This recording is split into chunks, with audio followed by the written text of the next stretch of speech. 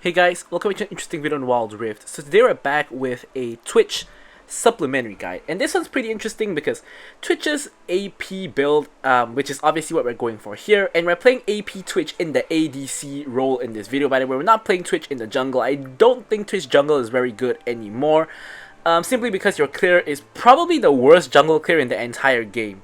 But anyway, Twitch's AP build is really interesting. We're going to hop straight into it, and I'm going to explain why it's interesting along the way. So first up, you want to start off with your Boots of Mana. Now the Boots of Mana is going to obviously give you your first bit of AP.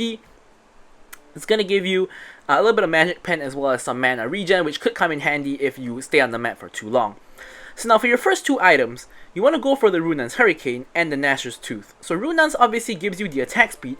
It gives you the AP as well, 40 AP, of course buffed a couple of patches ago, and as well as a bit of unhit damage. But really, what we're after is going to be the passive that allows you to attack 3 people at once, which is then going to allow you to put your poison onto 3 people at the same time, which is going to be very helpful.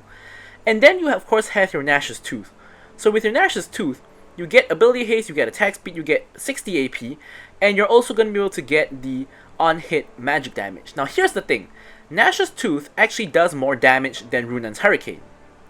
So, going for Runan's first allows you to spread your poison more easily, but Gnasher's first allows you to actually get more damage, especially in a 1v1.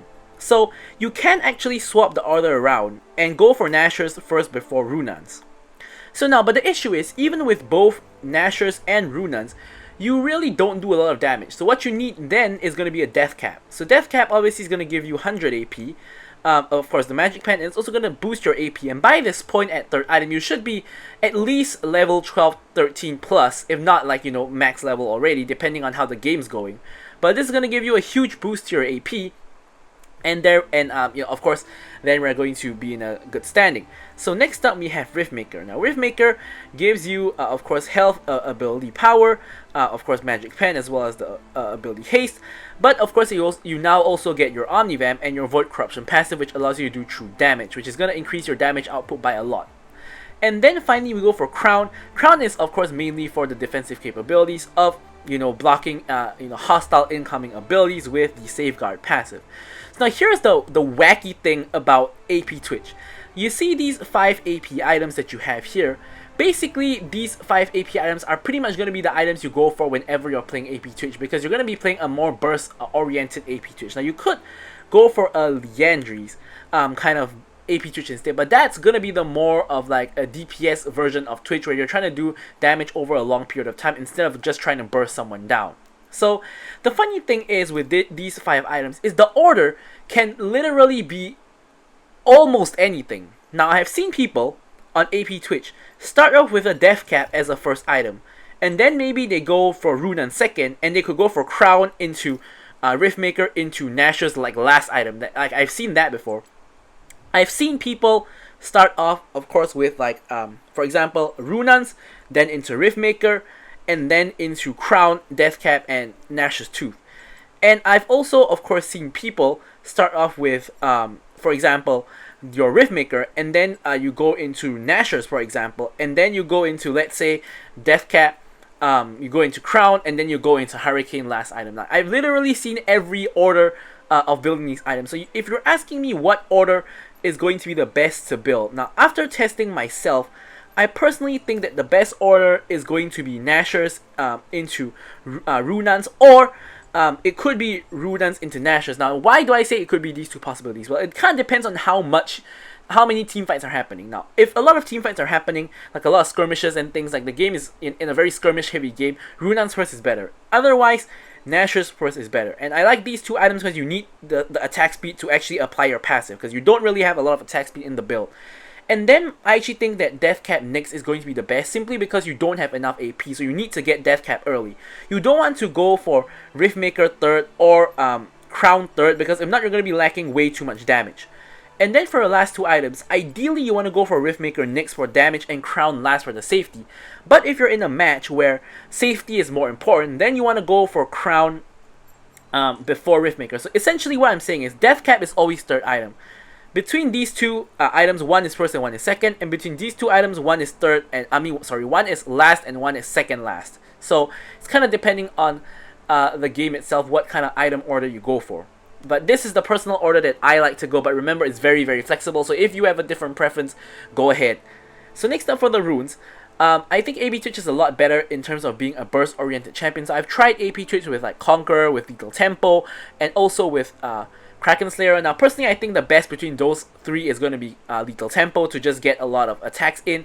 But I think out of all the runes, I think First Strike is actually the best. It allows you to do an amazing amount of burst damage, and with the AP Twitch, you can instantly just try to one-shot someone. You will see that later on in the game.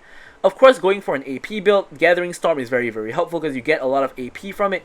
Giant Slayer, of course, really useful in this slot to deal damage to anyone with bonus health, which is going to be most champions. And then we go for Legend Alacrity for more attack speed, because we need to apply our stacks more quickly. And finally, I like to go for Sudden Impact here because, you know, going together with the burst build, Sudden Impact with the extra armor and magic pen is going to be very, very helpful for AP Twitch. If you want to go more defensive, Bone Plating is always an option. And for the spells, I like to go for Flash and I like to go for Ghost. Ghost, of course, really helpful to run away or run people down in conjunction with your Q resets as well, but you can also go for a safer option such as Exhaust. But with all that out of the way, let's take a look at the gameplay itself. Alright, so now hopping into our gameplay.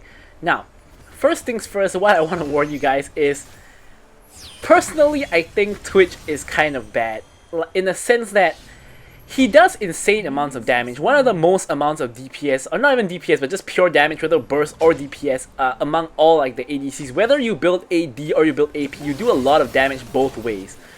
Before we talk about that, straight into the action, Nami gets hooked in. I'm trying to trade onto the Kai'Sa to try to, you know, compensate for the fact that Nami basically just nearly got one shot. And we actually get a very good trade onto Kai'Sa. You can see here we actually are maintaining the max stacks of poison because she's actually walking into our range, and we're actually able to keep up the auto attacks on her. So it's not too bad because our support is like basically nearly dead, but she can heal herself up. Whereas the damage we do onto Kai'Sa, Blitzcrank can't heal her, so she's actually losing the trade, surprisingly, despite the fact that Blitzcrank landed a nice hook. Blitzcrank also used both of his summoner spells, so did Nami, so we're actually in a very even kind of state. So basically the point I was trying to make just now is that even though Twitch is does one of the most damages, the trade-off is that he's one of the most squishy. Like, his base stats are pretty horrible in terms of his defenses as well as his health. He's one of the squishiest ADCs you could possibly play, and because of that, even though he does very high damage, he can't really take the damage. So he actually loses in lane versus the majority of the other ADCs simply because they are tankier than him, which is something really weird kind of argument to make. But I've played Twitch a lot recently, both AD and AP, and literally you know, you lose to majority of ADC and support combos just simply due to the fact that you are too squishy. Like, you can dish out the damage, but you can't take the damage, which is really kind of the tagline of every single ADC. But like with Twitch, it's just dialed up to 11. Like, you really can't take the damage. You're really, you know, really squishy. So here, we managed to bait the Blitzcrank in for a fight. Volibear comes in with the stun. We're just going onto him full stacks. Unfortunately, don't quite have the E here. We do, you know, we do not get the kill on him, but we do. Volibear is able to relieve some pressure on the lane for us. So really, how you want to play Twitch is, you really just want to play safe. Like, when I say play safe, I don't mean you do nothing. What I mean by that is you want to basically just not die. You want to get farm, stay under tower if you have to. However, what you do want to do is get in good trades whenever possible. So, for example, what I did on level 1 just now, that was a really good trade. Something you can also do really easily is you sneak in with your stealth, and you get a really quick burst trade like W auto E and run out. So here you can see W auto E, and I basically just run out. I get a free trade. Unfortunately, it's not that free because Nami actually gets hooked in and she has to run away from Blitzcrank. She's actually 1 HP and she actually survives purely because she actually bubbled in front of Kai'Sa. So Kai'Sa couldn't actually step up to follow up. So that was a really good bubble right in front of the Kai'Sa. Kai'Sa could not walk up to do the damage, and because of that, they actually are alive. So here I full stack on the Blitzcrank. Blitzcrank makes the mistake of walking next to Kai'Sa, which allows me to spread the poison onto Kai'Sa and get the kill onto her. Here I try to pop my ult to kill Blitzcrank, but his flash came back up, so he's able to flash out of my ult range. So unfortunately, we don't get the kill on Blitzcrank, but we do get the kill on Kai'Sa. Now, honestly, this should never have happened, because even though I full stack my passive on Blitzcrank, he still has his mana barrier, and we cannot actually kill Blitzcrank because he's too tanky. But we can't kill Kai'Sa because she isn't tanky, and if Blitzcrank did not walk next to Kai'Sa, which allowed me to actually get the E onto her to transfer the stacks and deal a burst damage combined with the first strike damage, I would never have been able to kill Kai'Sa. So really, this was a mistake from Blitzcrank. So, normally this shouldn't happen, but you know, we get a lead and we're going to be happy with it. Here we go for the quick kind of burst combo again. Kai'Sa actually gets caught by both bubble and wave, so we actually get another free kill here just because Kai'Sa is really overextended. So essentially we get another free kill. So this is kind of a dream situation for Twitch. Twitch like gets 2 early kills, he can start snowballing the game, and here we get hooked by Blitzcrank, but it doesn't really matter, or it didn't really matter, but now that Ziggs and Pantheon are coming in on the roam, it does matter because we are going to end up dying. We have nowhere to really run, no direction is safe, so we're just going to end up dying here, unfortunately.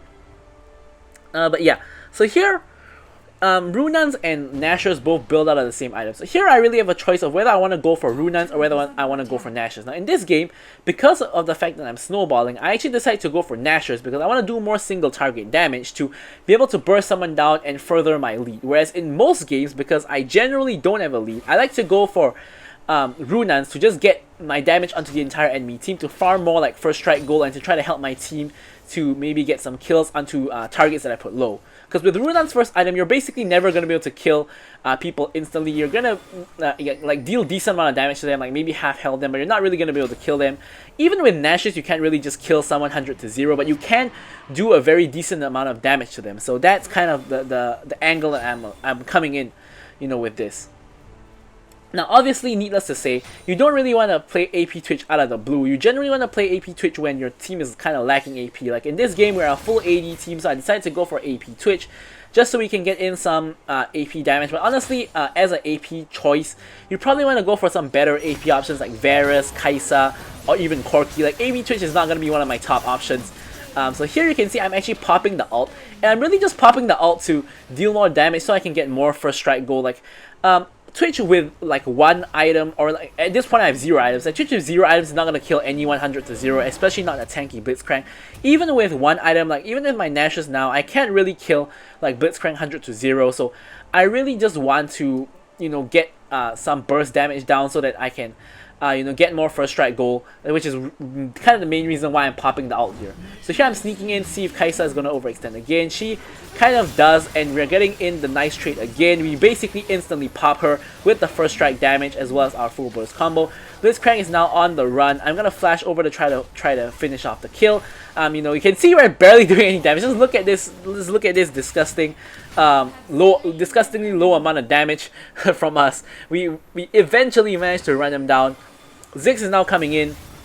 But we do walk into the little mines that he put, but overall it's still fine. Can't really do very much. He gets hit by the bubble. We get the slow down using the W, and I realize able to finish off the kill while we finish off the dragon with the volley bear. Now we're running down the Mundo. Mundo is really tanky. He does pop the ultimate, but he can't survive 4 people's worth of damage. Now here it's kind of a disaster. Volley bear disables the tower, but here I end up focusing 1 shot into the tower instead of the Kai'Sa, so I actually don't finish the kill. I die to Blitzcrank's ultimate.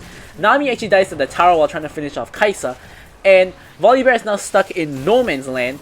And is going to probably die. Blitzcrank gets the hook in on Irelia, and it's kind of just a disaster overall. Kai'Sa does eventually die, but Irelia now goes in for the Blitzcrank. Volley bear goes in for the Blitzcrank, gets knocked up, and is going to have to walk away. Thankfully, he did not take tower aggro before he got knocked up, so at least, you know, there is some saving grace for this entire fiesta that just happened in the top lane. Honestly, that was kind of my mistake for not getting the 1 auto attack in on the Kai'Sa. The 1 auto attack I got on the tower basically caused me to not be able to get the kill on Kai'Sa and not get the reset, so that was not well played by me. But overall, it's kind of just scuffed by my whole team in general as well. So here we're back in lane, we're back farming, and of course, again, you don't really do so much damage early, so you're trying to get to 2-3 items when you can really start to actually kill people. So here I'm trying to ping retreat. The whole enemy team is actually just grouped there, and I honestly think that like the best thing for us to do now is to just push down this tower. It's like a free tower here. Here Pantheon comes in, so we're instantly just gonna pop the stealth. He stuns the minion. He actually E's the minion, so since he used everything, I'm actually just gonna go in on him 1v1 with the full burst combo, and we're literally just gonna run him down. He just used all of his spells on minions. Like, you can't do that like Twitch doesn't really do a lot of damage, but if Pantheon just uses everything, he's literally just a glorified minion. He has no stun, no shield. He only has his spear to do a little bit of damage on me, but what can he do without, you know, the rest of his spells? So we do get basically what is a free kill on him at this point, just because he kind of misplayed very badly and used all of his spells on like minions and stuff. And we are able to get a free kill and a free tower.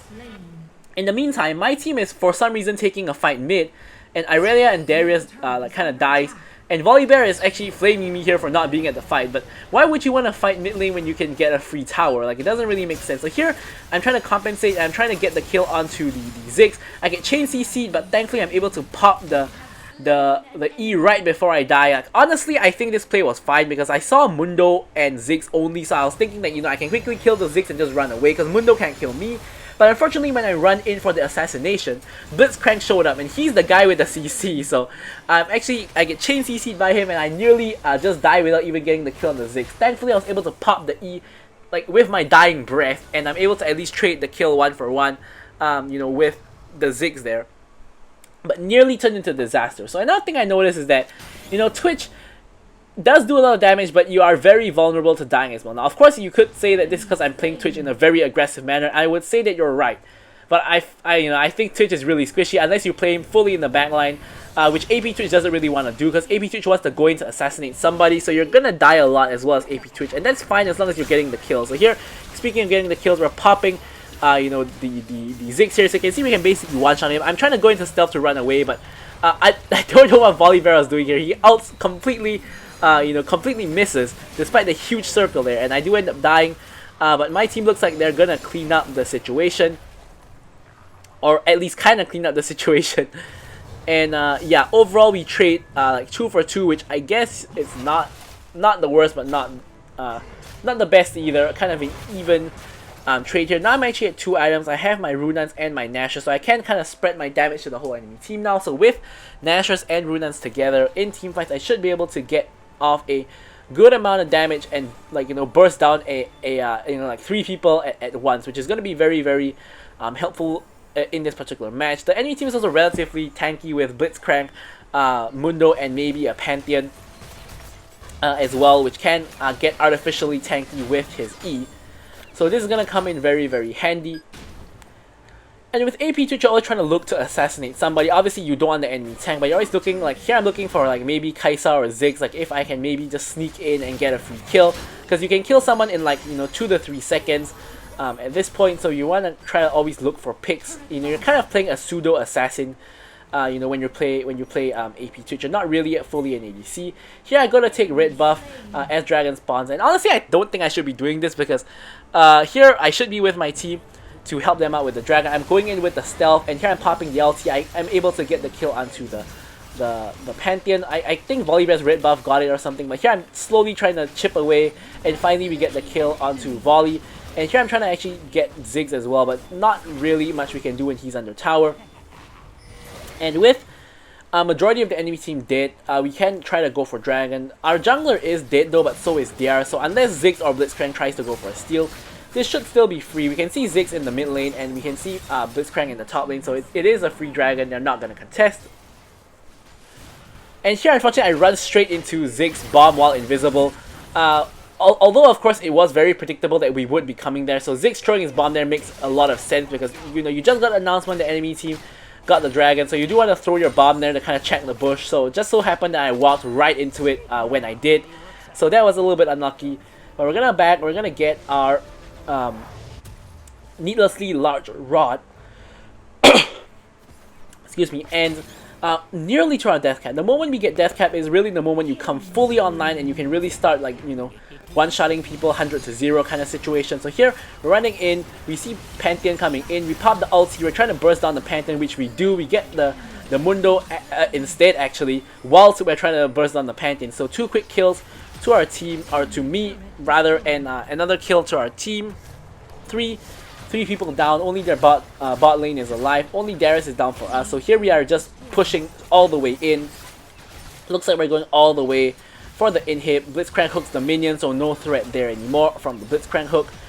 We're gonna be able to get the inhibitor, and, you know, our team is a little bit split. Me and I really kind of wanted to back off, but Nami and Volley were kind of looking for a pick. A little bit risky considering Mundo and Pantheon was about to spawn here. And we do decide to take the safe option, which is the better option of just backing off. So here I complete my death cap, and now I'm ready to rock and roll. So here with your enchant, you do have a couple options. Of course, you have your QSS, your stasis, but in this case, I'm going for Protobelt. Now, I find Protobelt to actually be a really useful enchant on ADCs. Don't know if you guys remember the days where Protobelt enchant was meta on ADCs, and you actually went for it almost every game on like every ADC. But the extra mobility from the dash is actually really useful, because with the QSS is really good, of course, but with the stasis, sometimes, even though you stasis, your team doesn't help you and you just die. Now here you can see the Protobelt coming in here. We basically go in 1v4 just for a quick trade. We kind of bait the enemy team in with our reckless behavior. And here we're able to get the kill onto the Mundo. Now here I'm actually going to help with the Pantheon. Pantheon blast cone, so I'm not going to be able to reach him, so instead I'm just going to take the red buff. And meanwhile, Darius is kind of wreaking havoc on the rest of the enemy team. Unfortunately, he does die. Nami is now in trouble, so I'm just here to escort her out. In case anyone just jumps on top of her, we can try to trade the kill. And we are basically able to get her to safety. Nothing too much happens. We're just going to pick up this wave here. Irelia gets caught, and here I'm trying to help her out, but with the Pantheon shield, there's not a lot I can do. I'm just going to pop the E for a little bit of first strike goal here, and then all I can really do is to just reset and get some items. So in this particular match, I'm actually going to be able to go for Crown before going for Riftmaker, because in this match there's a lot of threat. There's Blitzcrank hook, there's like Pantheon stun, things like that. And even blocking a Ziggs bomb in the late game is going to be helpful, so I'm going to go for Crown before Riftmaker, because I think in this game safety is a lot more important in this particular game compared to some other games where you just want more damage. So here, we're pretty much just staying mid majority of the time, just because from mid you can basically roam anywhere. And this game there have been a lot of ARAMs, which is alright for me because I do a good amount of damage. So I don't really mind the ARAM. Here Mundo is trying to run us down. I'm just just DPSing him. Darius is able to finish the kill. I get the reset. We're just running in. Pantheon ult behind us, but he in this case a little bit too far away. Here I'm able to, I believe, finish the kill on Kai'Sa. Yeah, we do get it with the poison eventually. And here Pantheon is getting chased by Volibear. I know Volibear's got this, so I'm just going to clear the minions and just continue on with my push. So here 4 people are dead, and only Blitzcrank is up. So honestly, I felt that we could have ended the game here. Like if Volibear and Irelia came mid, I think we could have just ended the game. Blitzcrank goes in with on me with a full combo, hook into knock up into ulti, but obviously Blitzcrank can't kill me alone, not when he's building full tanks. But since my Volley and Irelia decided not to come end the game, instead we're just gonna get triple inhib, which is all pretty good as well.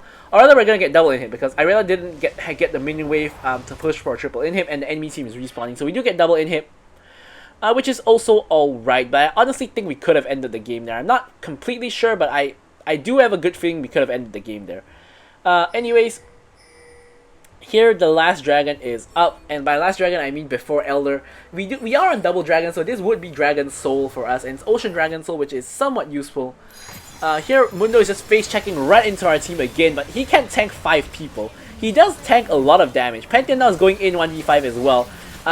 I try to exhaust, no, I don't actually have exhaust. Someone actually tries to exhaust to save Nami's life, but unfortunately Nami still goes down. Here I'm focusing down the Blitzcrank who's in the backline. He's a relatively free kill. I get the reset, I run into a Ziggs bomb. I'm trying to chase down the Ziggs and Kai'Sa. Again, I run straight into the Ziggs bomb while invisible. I honestly think that Ziggs bomb was actually meant for Darius, but I just happened to be in front of him. Sometimes when you're invisible, you just run straight at the enemy team because you don't expect them to be able to see you and attack you, which honestly kind of true. Like, he didn't actually see me to attack me. He was trying to attack Darius, but I was just in the way. So a little bit unfortunate there. We do end up going down. But my team is going to be able to finish the game since the enemy team is aced. And there we have it. There is the AP Twitch. So thank you guys so much for watching the video. I'm going to leave you guys with the stats as usual. Thank you guys so much for watching, and goodbye. Victory.